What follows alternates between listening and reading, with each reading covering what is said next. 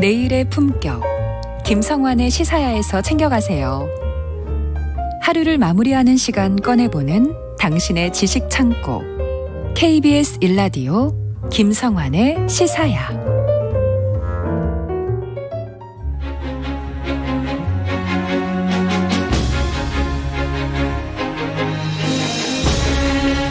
임진왜란을 기록한 공식 사료에는 선조실록과 선조수정실록이 있습니다. 대중들에게 잘 알려진 이순신 장군의 난중일기와 유성룡의 징비록도 빼놓을 수 없을 텐데요. 청취자 여러분들은 임진왜란 당시 상황을 고스란히 담아낸 또 다른 문헌 자료가 있다는 사실 혹시 아십니까? 최근 영화 한산 용의 출연 개봉으로 임진왜란에 대한 관심이 더욱 커졌는데요. 오늘 흔적의 역사에서는 이름이 없었던 한 선비가 민간인 신분으로 써내려고 한 9년 9개월 동안의 피란 일기를 들여다보는 시간 마련했습니다. 경향신문 이기환 히스토리텔러 함께하겠습니다. 안녕하세요. 안녕하십니까. 네. 네. 저 오늘 굉장히 이 시간 기다렸어요. 그래요? 네, 어떤 내용으로 기록되어 있을까 굉장히 궁금했거든요. 네.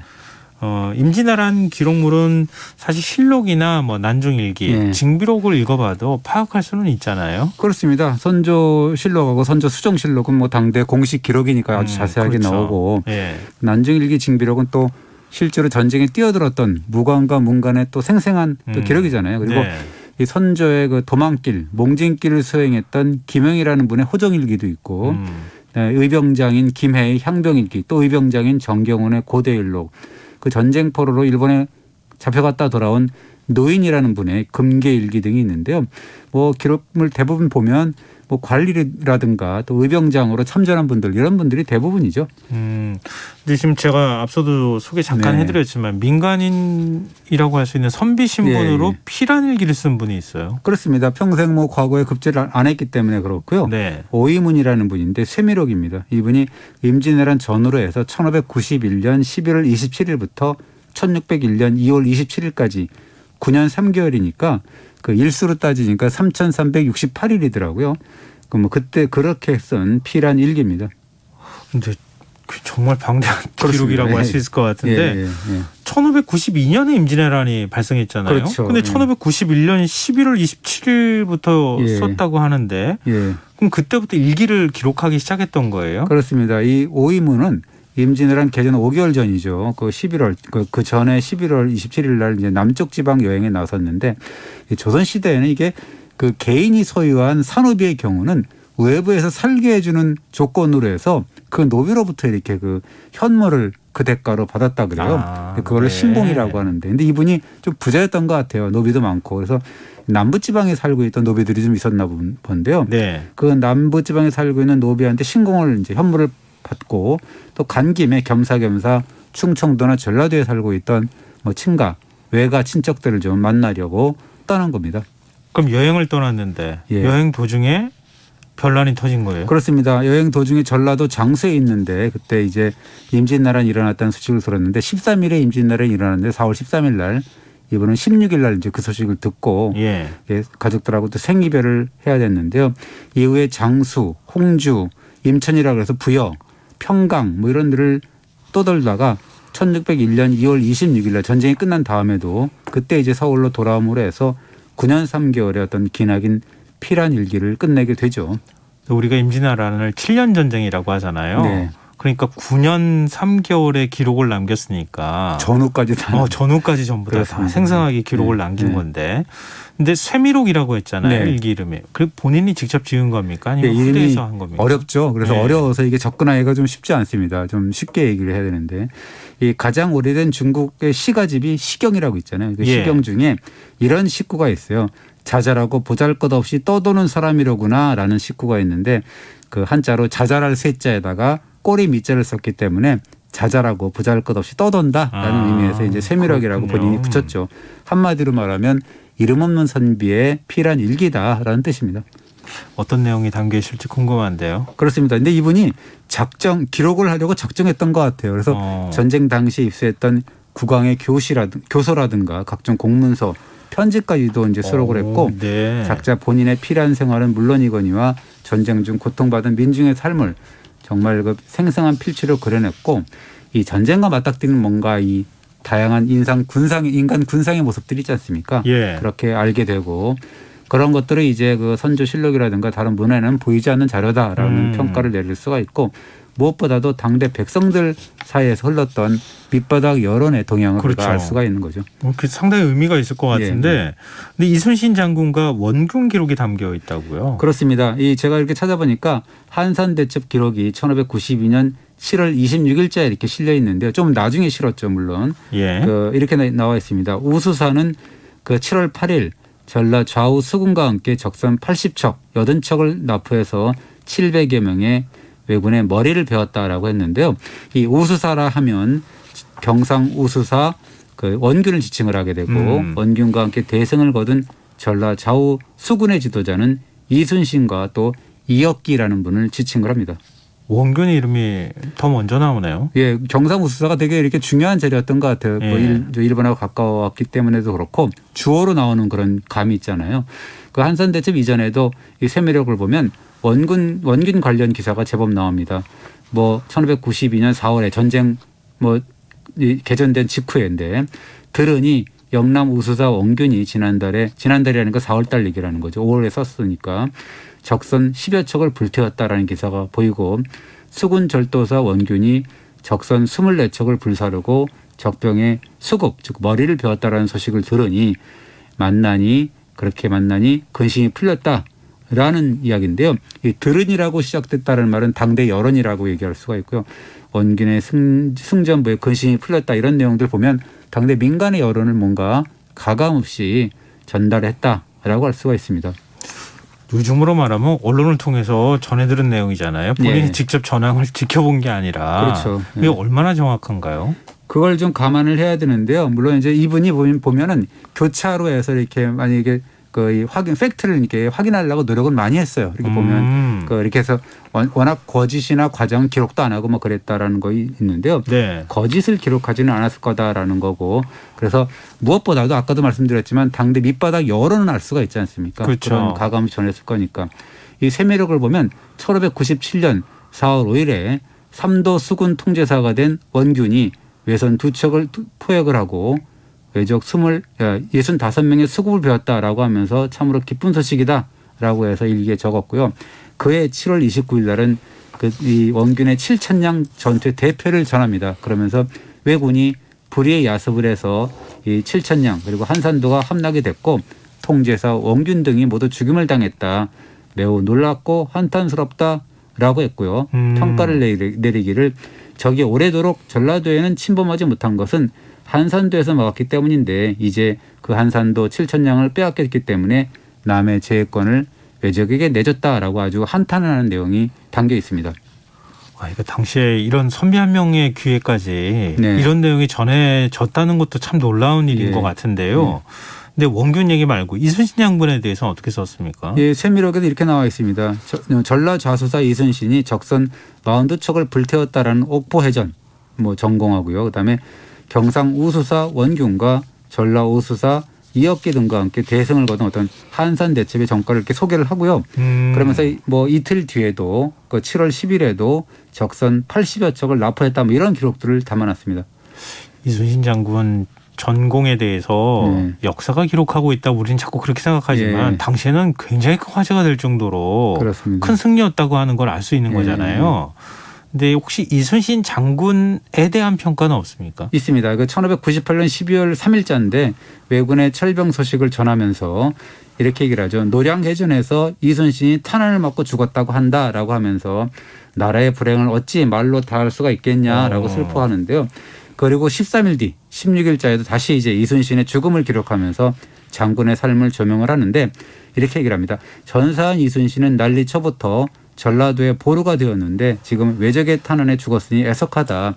지금 조정에서는 전쟁이 끝났다면서 호들갑을 떨고 있는데 그러나 이순신이 죽었으니 누가 조선의 바다를 지키겠느냐라고 이제 한탄을 하는 내용이 담겨 있어요. 기자를 하셨어야 될 것 같아요. 그렇게 맞습니다. 요즘으로 말하면 부흥 기사를 쓰신 건데요. 그렇습니다. 이렇게 세미록을 보면 오이문이라는 분이 이순신에게도 그렇고 원균에게도 어떤 선입견을 품고 있지는 않다라는 생각을 갖고 있고요. 네. 세간의 평가도 아마 그랬을 것이다라는 생각이 드는데 그런데 이제 세미록 1595년 6월 20일자를 보면 굉장히 심상치 않은 내용을 전하고 있어요.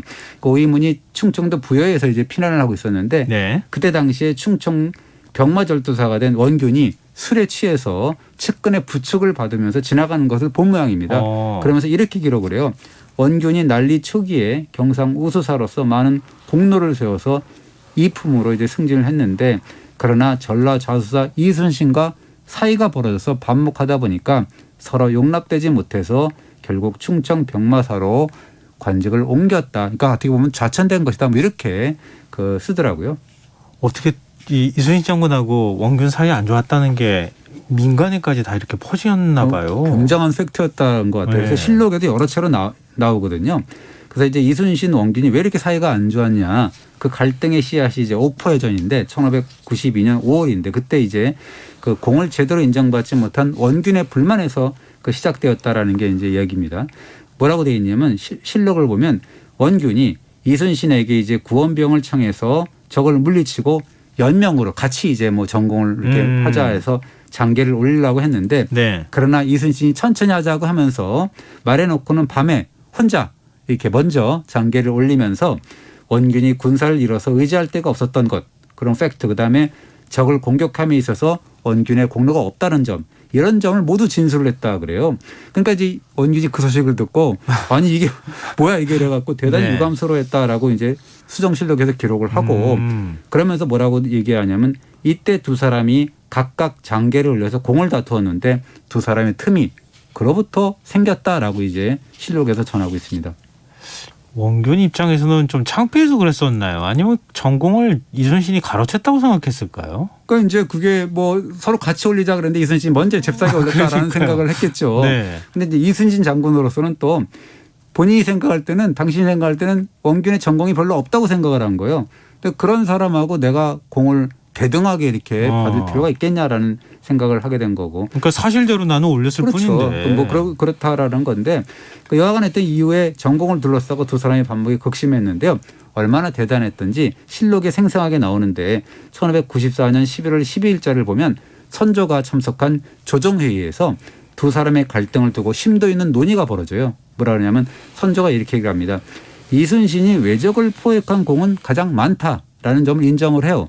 그러면서도 지병 중에 그 습증이라는 병에 걸려 있었는데 원균이 네. 그 지병에도 불구하고 불철주야 해상에서 죽기를 각오한 원균에게 전공과 관련된 불만이 혹시 있다면 그 또한 잘못된 것이 아니냐라고 원균의 처지를 또 이해를 하기도 했습니다.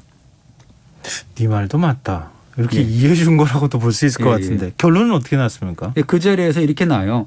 원균도 병사들이 따르는데 가장 쓸만한 장수다. 그리고 이순신도 당연히 비상한 장수이니까 둘이 다투면 큰일이 아니냐. 이 전쟁에 뭐 전투에 뭐 임해서 그래서 두 사람에게 그만하라라는 글을 내려서 질책을 꾸짖는 경고를 하는 그런 내용이죠. 그런 의견이 채택이 되고요. 그 두 사람 중 한 사람이라도 이렇게 그 경질이 되거나 하면 수군이 동의할 것이다라는 염려가 이제 작용을 한 거죠. 근데 뭐 선조 입장에서는 두 명 다 필요한 사람으로 보였을 수 있겠다는 그렇습니다. 생각이 드는데요. 근데 우리가 일반적으로 원균에 대해서 갖는 인식은 좀 나쁘잖아요. 그렇습니다. 모함꾼이나 뭐 비겁자 뭐 이런 이미지잖아요. 따지고 보면 말이죠. 그러니까 이순신과 원균의 알력에서 원균을 더욱 결정적으로 불리하게 만든 것은 이순신 장군의 난중일기입니다. 생각해 보면 일기라는 게 뭐겠습니까? 그러니까 자신의 생각을 기록하는 거잖아요. 누구에게 보이기 위해서 이렇게 목적을 하고 쓴 건 아니잖아요. 예, 그래서 예. 어떻게 보면 내가 400년 뒤에 딴 사람이 보겠지. 이 사람에 대해서 잘 평가를 해줘. 이렇게 쓰지는 않잖아요. 그렇죠. 자기의 심정을 숨김없이 이게 드러내고 그렇기 때문에 이 이순신의 일기를 보면 지휘권과 전공 그리고 관할구역 등에서 이제 사사건건 부딪혔던 원균이 곱게 볼 리가 만무하죠. 그래서 이제 이순신이 난중일기를 보면 원균을 한 80번에서 120번 정도 언급을 했는데요. 절대 다수가 읽어보면 원색적인 비난이에요. 어떻게 비난했습니까? 이렇게 나옵니다. 몇 가지만 추려서 보면 예. 원균의 술주정에 그 배 안의 모든 장병들이 놀라고 분개하니 그 고약스러움이란 이루 말할 수가 없다라는 내용이 있고 원균이 잔뜩 취해서 흉악하고 도리에 어긋나는 말을 함부로 했다. 해계했다라고 이제 뒷담화를 하고 원균이 온갖 계략으로 나를 모함하려고 덤비니까 이 또한 운수다. 그리고 원균이 뇌물로 실어보내는 짐이 서울길에 있다 그만큼 많다라고 해서 이렇게 비판을 했는데요. 이런 것들은 정말 빙산의 일각입니다. 엄청나게 빙산의 많이. 일각이에요? 예, 그렇습니다. 근데 이순신 장군으로서도 뭐 400년 뒤에 공개될 거라는 생각은 전혀 못했을 것 같네요. 그러니까요. 이 공개적으로 이순신 장군이 이렇게 자기 일기가 이렇게 400년 뒤에 탈탈 털리리라고는 생각 못했겠죠. 네. 아마 이게 지하에서 이렇게 당신이 봐도 이건 몸둘 바를 모를 것 같아요. 너무 심증이 드러나고 그렇잖아요. 자기의 이 카드가 너무 드러나니까. 그렇죠. 어쨌든 간에 이제 이순신의 원색적인 비판을 받은 원균은 모함꾼, 비겁자, 술주정뱅이로 이제 전락을 하고 말았죠. 원균이 술을 좋아한 건 사실입니까? 그런데 그런 것 같아요. 아까 세미력에서도 술에 취해서 부축을 받고 갔다라고 했는데요. 평범한 민초가 그렇게 봤다는 거예요. 예, 그 난중일기를 보면 술에 취했다, 뭐 술주정을 했다 그런 말이 너무도 많거든요. 그리고 이제 결정적으로 아까도 얘기했지만 원균의 치명적인 약점은 딱 하나죠. 뭐냐면 일기나 이런 자료를 남기지 않았다라는 거죠. 원균 입장에서 뭘 또 남겼으면은 얘기가 달라질 그렇죠. 수도 뭔가 또 있는데. 변명할 수 있는 거리가 있겠죠. 그래서 이제 지금 보면 이제 선조 뭐 실록이라든가 수정실록 요거 외에는 변명의 수단은 없는 거죠. 원균으로서는 그렇습니다. 근데 7천량 전투에서 대패를 당한 것도 사실이긴 하잖아요. 그렇습니다. 그 이순신의 경질이 이제 1597년 1, 2월 그 사이인데 그리고 이 삼도 수군 통제사가 됐잖아요. 그래서 원균이 조선 수군을 괴멸 상태로 빠뜨린 7천량 패전의 책임자가 된 건 맞지 않습니까? 네네, 그렇죠. 지휘권을 가진 장수로서는 패전의 책임은 져야 되는 거고 다만 원균을 두고 뭐 성우 이순신을 모함해서 밀어내고 그의 자리를 차지했고 늘 도망만 다녔고 뭐 이런 식으로 이제 마냥 매도할 수는 있겠냐라는 생각은 듭니다. 왜냐하면 원균이 전쟁 후에 뭐 이순신과 권율 등과 함께 나란히 선모 1등 공신으로 딱 3명만 뽑혀 있거든요. 네네. 그 3명의 책록이 됐습니다.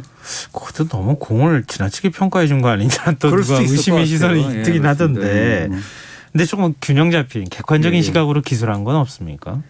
예, 그런 것도 이제 필요할 것 같아요. 사실은 이게 우리가 어떤 그 사료나 이런 거 보면 이순신 장군에 대한 공은 많기 때문에 하지만 네. 그렇다고 원균이 그렇게 비겁자냐라고 하는 그런 부분에 대해서 우리가 한 번쯤은 또 다른 시각에서 한번 봐야 될 필요가 있을 것 같다라는 생각이 들고요. 예. 그리고 이 세미력을 보면 이순신과 원균 이야기만 있는 것은 아니에요. 뭐냐면 이제 그 아까도 말씀드렸지만 전쟁의 소용돌이에 빠진 어떤 사람들의 민낯을 이제 여과없이 보여주는데 네. 그 전라도 장수 여행 중에 이제 아까 임진왜란 개전 소식을 들었다고 했지 않습니까? 왜군이 이 파죽지선을 밀고 오니까 선조 임금을 원망하는 글을 여러 차례 씁니다. 백성들을 팽개치고 도망갔으니까 예. 이렇게 얘기를 하죠. 만일 주상께서 도성을 굳게 지키고 장수에게 명해서 미리 준비해서 막고 필수의 각오로 길을 끊었다면 적이 어떻게 침범했겠느냐. 그런데 먼저 도망치니까 이것은 몹시 애석한 일이다라고 이제 그 좀 디스를 하죠. 임금이 도망가는데 네. 군사들하고 백성들이 싸울 의지가 있었겠습니까? 그렇습니다. 그리고 이제 오이문의 입장에서 보면 되게 그 재밌는 내용이 있더라고요. 선조의 도망길을 수행하다가 사초책을 불구덩이에 던져놓고 도망친 사관들이 있습니다. 예전에 한번 제가 이 자리에서 말씀드린 것 같은데 네. 그 4명이 누구냐면 임치정, 박정현, 조존세, 김선여라는 사람들이에요. 제가 이름을 굳이 말씀드리는 거는 예. 이 사람들에 대한 표평을 하기 위해서 그러는 거거든요. 평가를 내리기 위해서. 이 4명을 두고서 이런 개돼지 같은 무리를 어찌하겠느냐라고 해서 아주 쌍욕을 하는데요. 왜 그러냐면 이 4명 때문에 이 선조실록이 가장 형편없는 실록이 돼 있거든요. 왜냐하면 선조 즉위년인 1567년부터 임진왜란 개전인 1592년 4월 12일까지 어떤 기록이 전부 불태워버렸거든요. 모든 기록이 깡그리 사라져버렸기 때문에 사실 이 사람들은 그런 욕을 들어도 싸다라고 볼 수가 있습니다. 그것을 오희문이 그렇게 개돼지라고 욕을 했죠. 그렇군요. 네. 근데 피란하면서 전쟁의 참상도 목격했을 것 같아요. 그렇습니다. 뭐 길에서 굶어 죽은 사체 곁에서 두 아이가 울고 있었는데 누구냐 그러니까 어미라고 엄마라 그랬다 그래요. 근데 그 뼈를 묻으려고 해도 아이들이 힘이 없었다라는 그런 뭐 이야기를 적었고 굶주림 때문에 심지어는 육촌의 친척도 죽여서 먹는다라고 이제 그렇게 고발을 하고 요즘은 혼자 가는 사람을 죽여서 잡아먹는다라고 하면서 이러다가는 사람이 씨까지 말라버리겠다 이런 식의 어떤 굉장히 참상을 그대로 이제 적나라하게 이렇게 기록을 합니다. 인용을 먹을 정도였다는 거잖아요. 그렇습니다.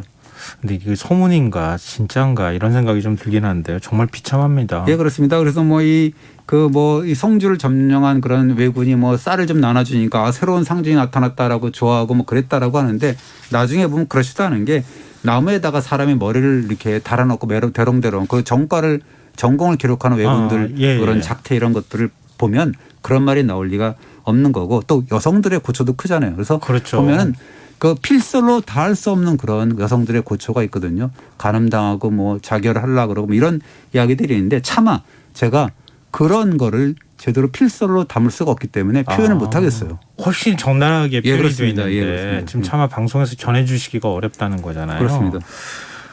일본 교토 가면은 코 무덤 있잖아요. 코 무덤, 긴 무덤. 네, 긴 무덤 있고 그러잖아요. 그러니까 얼마나 전쟁에 참혹했을지 우리가 상상하지 않아도 알 것 같은데요. 그렇습니다. 오이문이라는 분은 세미록이라는 걸로 지금 역사의 이름을 남기셨네요. 그렇습니다. 평생 과거에 급제는 못했지만 어떤 장원 급제자도 부럽지 않은 그런 분이죠. 한 몸 추스르기도 어려운 그런 시절인데 꼬박꼬박 그 참혹한 역사를 기록했잖아요. 그래서 세상 부러울 것 없는 삶을 사셨다. 벼슬 없이도 이름 석자를 청서의 길에 남겼다라고 볼 수가 있는 거죠. 네, 알겠습니다. 오늘 흔적의 역사 여기서 마무리하겠습니다. 지금까지 경향신문 이기환 히스토리텔러였습니다. 고맙습니다. 감사합니다. 김성환의 시상 오늘 순서 여기서 마칩니다. 모바일 쿠폰 당첨자는 홈페이지 공지사항에서 확인하실 수 있습니다. 편안한 밤 되십시오.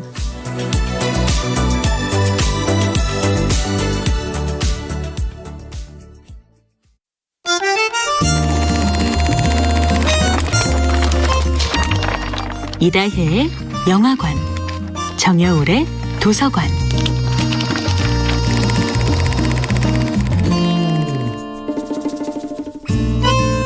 안녕하세요. 여러분과 아름답고 풍요로운 책 이야기를 나누고 있는 작가 정여울입니다.